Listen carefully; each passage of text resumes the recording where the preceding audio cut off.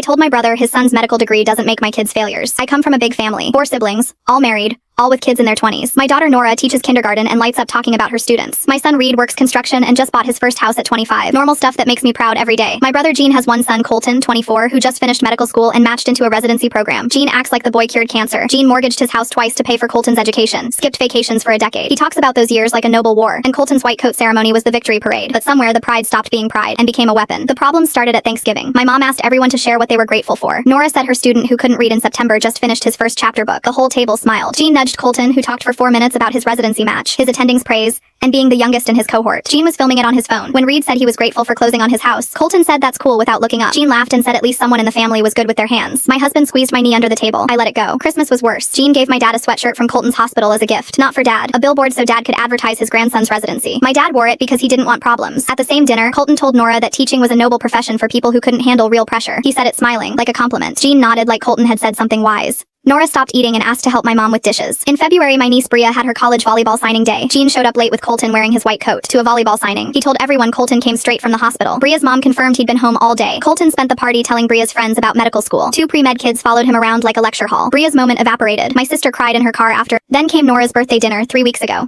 Small thing at an Italian place, just us and Nora's boyfriend Leo, who she'd been wanting us to meet. She was nervous and happy and reserved a corner table. Gene invited himself and brought Colton. I didn't fight it because Nora said it was fine. It wasn't fine. I could tell by how she rearranged the seating to keep Colton far from Leo. 20 minutes in, Gene asked Leo what he did. Leo said he managed a bookstore downtown. Gene said that's a fun hobby and turned to Colton and loudly asked about a procedure he'd assisted with that week. Colton described heart valves and chest cavities while people ate carbonara. Then Gene leaned across and told Leo he should consider going back to school. Said Nora deserved someone with ambition and Colton could connect him with pre-med resources. Leo's face went red. Nora's eyes filled up. I put my fork down. I told Gene that Colton's residency doesn't make him the main character of every room. That a white coat doesn't give either of them permission to shrink other people. That Gene had spent so long worshipping his son's career he'd turned him into someone who can't sit through dinner without performing. The table behind us went quiet. Gene stood up and said I was bitter because my kids peaked in high school. Said Reed would be laying concrete at 50 and Nora would be wiping noses for 40 grand a year until she burned out. Colton grabbed his arm and said let's go. But he was looking at Nora when he said it, and his expression wasn't embarrassment. It was pity. They left. Leo drove Nora home. She called me at midnight crying and said thank you, but asked why nobody said anything sooner. I didn't have an answer. My mom said I ruined a nice dinner. Gene was just proud and I should understand that as a parent. My sister with Bria texted one word. Finally. Gene hasn't spoken to me since. He posted Colton in scrubs on Facebook. Captioned some people tear others down. We just keep building. Raid said he didn't care what Gene thought, but Colton sent him a message saying no hard feelings. Let me know if you ever want career advice. Raid is 25 and owns a house. Nora told me she won't attend any family event where Colton gets treated like the guest of honor. Leo told her he'd never felt smaller than he did at that table.